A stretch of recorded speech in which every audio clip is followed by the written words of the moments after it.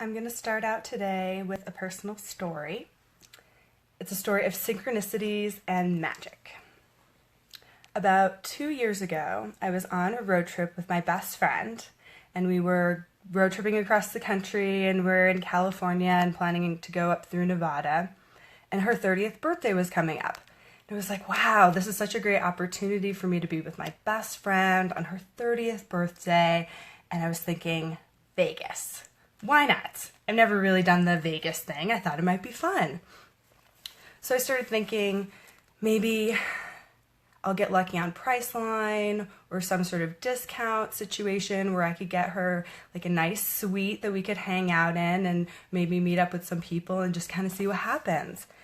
And kind of put this out of my mind. We're traveling in Southern California and Long Beach, and we decide to go meet up someone at a bar.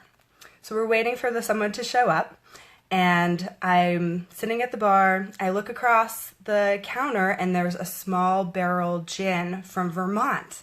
I'm from Vermont originally. And I was like, wow, totally mind blown by this. I'm like, how is the small barrel gin all the way here in Long Beach, California? This is amazing. I'm talking to the bartender. Well, the guy next to me is like, what? You like gin? And so we start talking about gin, and he's like clearly a little intoxicated, and I'm thinking like, this isn't something I normally do, talk to random people at bars. I'm normally a bit more reserved, but at the time I was trying to branch out and be more welcoming and less judgmental and less thinking like people want something from me or that kind of thing. So I, dropped a little bit of that ego, and we ended up having a really lovely conversation. He was there with some friends. We all got along really well, my best friend and his friends, and, we're all just shooting the stuff. So I tell him, it's my best friend's 30th birthday in a few days, and we're going up to Vegas. I really want to do something special. And he looks at me and he says, I'm not going to say the celebrity, but he works for a celebrity, and he's constantly being offered free hotel rooms. And he's like, I will hook you ladies up. This conversation's been great. We really are jamming with you. I will hook you up with a free hotel room in Vegas. And we're like, oh, thank you so much. That's really sweet of you. And, we leave the bar and everything. And a few days later, we're traveling up to Vegas. And we're like, should really book a hotel room at this point. It's getting kind of close. And should we reach out to the man that we met at the bar? Maybe like that doesn't feel quite right. And then all of a sudden we get a text message from the guy at the bar with a reservation already made for the Palazzo King Suite for free. I had to pay the resort fee of like $20 or something. But yeah, that actually happened. And I was like, I just don't understand what's going on right now. Like, I thought about this being an outcome, but I didn't, put the pieces together on how it would go, or just kind of let it go and just wanted whatever to be. And that's the gift that we got for her 30th birthday. So, welcome to the show. I'm Jessica Disborough, licensed social worker and registered psychotherapist in the state of Colorado. I'm also the founder and primary therapist of Higher Consciousness Healing. We're a small private practice in Lakewood, Colorado, which offers holistic and empowering psychotherapy services for youth and adults. For more information about our practice, please visit us on the web at www.higherconsciousnesshealing.org. Right now you're watching our live video blog, which airs every Saturday at 10 a.m. Mountain Time. I apologize. In the past I've been saying Mountain Standard Time. I'm from the East Coast. It's just been slipping out. Definitely on Mountain Daylight Time right now. And, living in Colorado, so we'll just be going by the Colorado time. So I just wanted to apologize for that slip up. But you can join us every week on Mountain Time, 10 a.m., where we talk about different mental health topics from a spiritual and scientific perspective. And there's something really special going on with this show. A lot of other people are viewing things from a more limited perspective and haven't necessarily connected all the dots. And that's what this show is really about. So welcome. So excited you're here. Just a friendly reminder before we get started. If you have any questions or comments that come up during the show, please feel free to just type them in and ask them. I'll try and answer any comments or questions at the end, but because there's a little bit of a delay on the live feed, definitely ask your questions as they come up, and I'll do my best to answer them when appropriate. All right, today, the mind-blowing truth about our collective unconscious. Really excited to present this information. So we're going to be discussing Carl Jung's theory about the collective unconscious. I'm sure some of you have heard about it. We're going to weave in A Course in Miracles, because they have some things to say about the same subject. Then we're going to take a look at neuroscience and bring in that scientific piece, which has been sort of newly discovered and really makes this a more complete whole theory when we're looking at it. Because this has definitely been questioned in the past. Carl Jung, and I'll get into it in a little bit more, but people thought it didn't really make a whole lot of sense. It was like psychic, like new age kind of babble, and we're going to get into what he was really talking about and how it's actually really being proven to be actually evident through science, which is amazing. A little bit about Carl Jung. He was a Swiss psychiatrist and psychoanalyst in the early 1900s, and he actually collaborated with Freud from the years 1906 to 1913. And Freud really loved this guy. He was hoping that it would be Freud's predecessor, who was a bit younger than Freud, and was really excited to pass off his psychoanalytic, I can't think of the word, the foundation that he was really a proprietor of. However, Jung didn't quite see things the same way as Freud did. Freud was very much about the individual, and Jung really was thinking more outside the box. See, Freud believed that the unconscious mind was the epicenter for repressed thoughts, trauma, drives, all that good stuff. While Jung believed that there was something deeper, something beyond ourselves that we weren't taking into account. Now, he believed in an inherited collective unconscious, which is shared by all humans.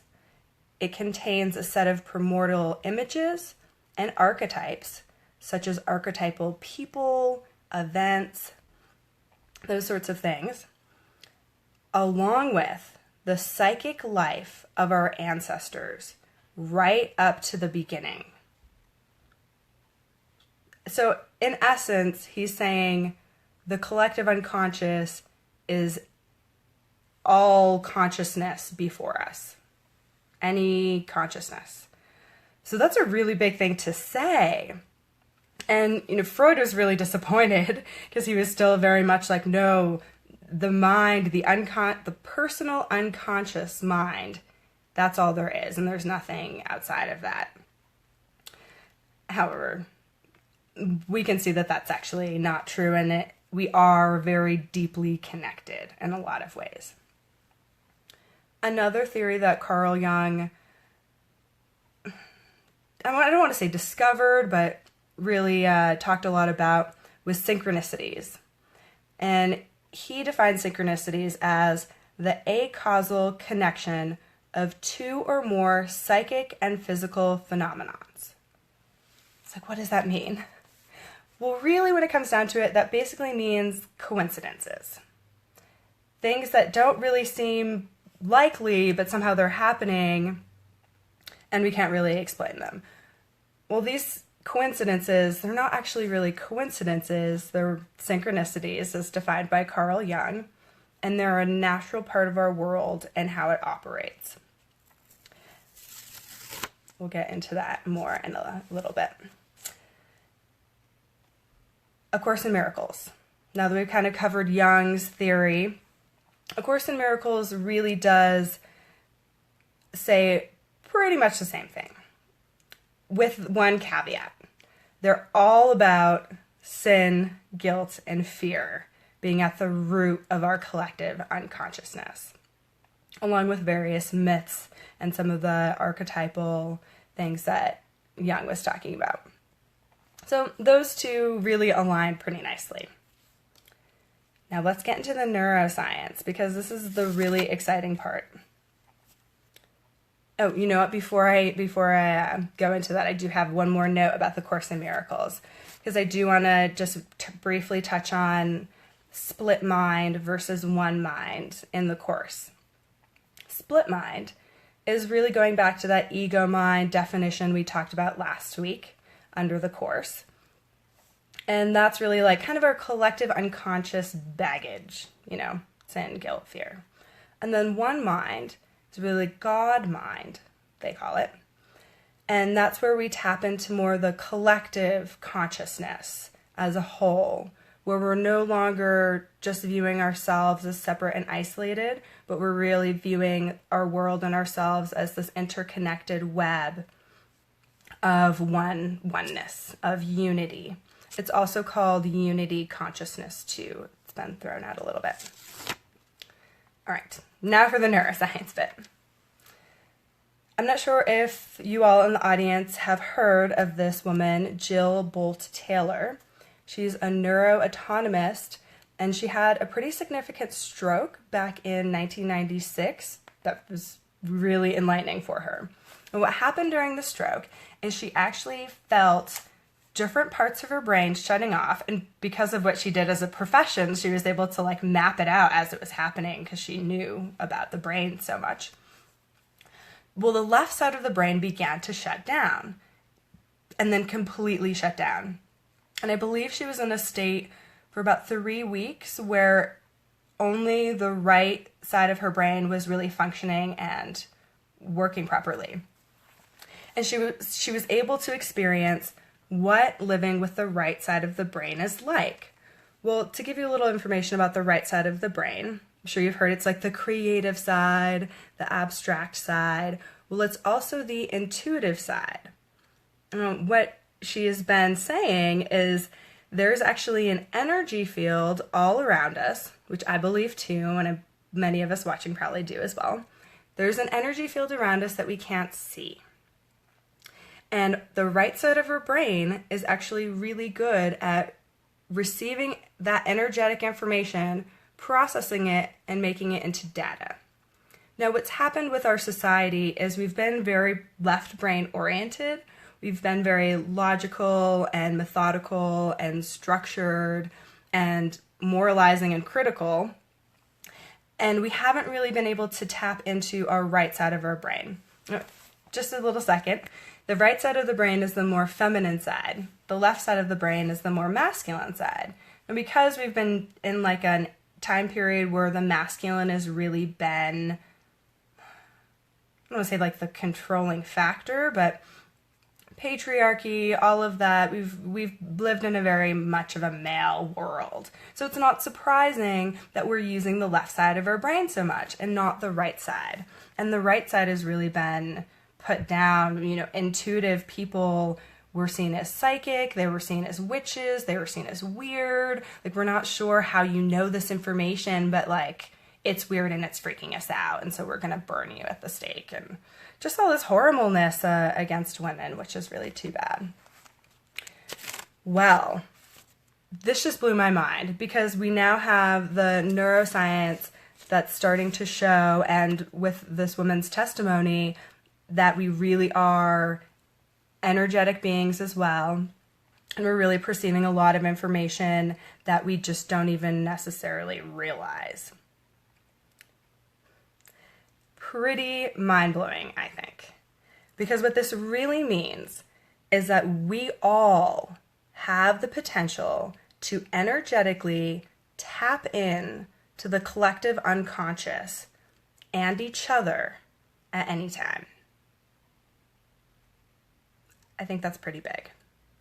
And it's especially true when we're meditating, and it's especially true when we've really worked on ourselves, given ourselves that love, forgiveness, acceptance, really clear away that psychic baggage, and then we can actually tap into the things around us and the universe around us and the people that are in that universe.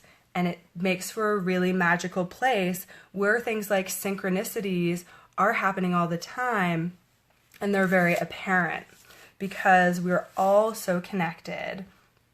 Going back to the story of getting a free hotel room, a free king suite hotel room in Vegas on the Strip. It's because we're so connected. There was a need. I put it out there in my mind. I didn't even say it out loud. And other people, because they're open and aware, are picking up on that. And then we meet and things happen. So it's pretty amazing. Now, I just want to end with a quote from Marianne Williamson, who is a big proprietor of the Course, and she speaks a lot about it. And she said on Oprah Winfrey's show in 2002 this really great quote about magic versus miracles. I'm just going to read it.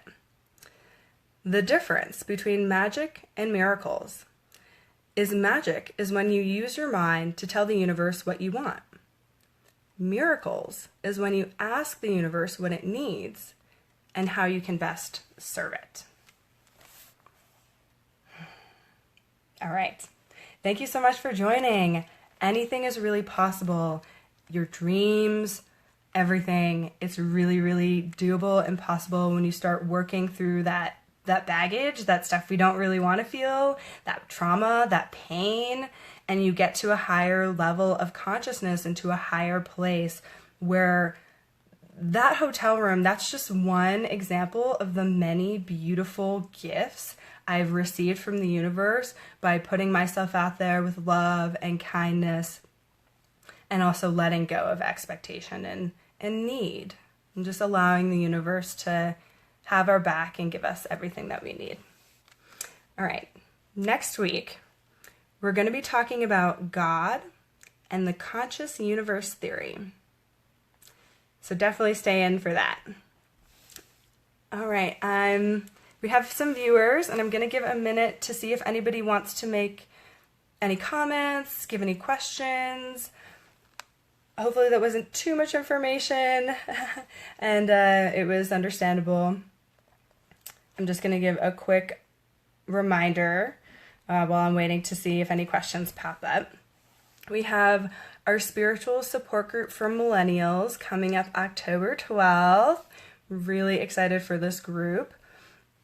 We're going to be talking about different things that we're talking about here on the show, how it applies to your everyday life, what we can do to improve our lives and ourselves and our communities.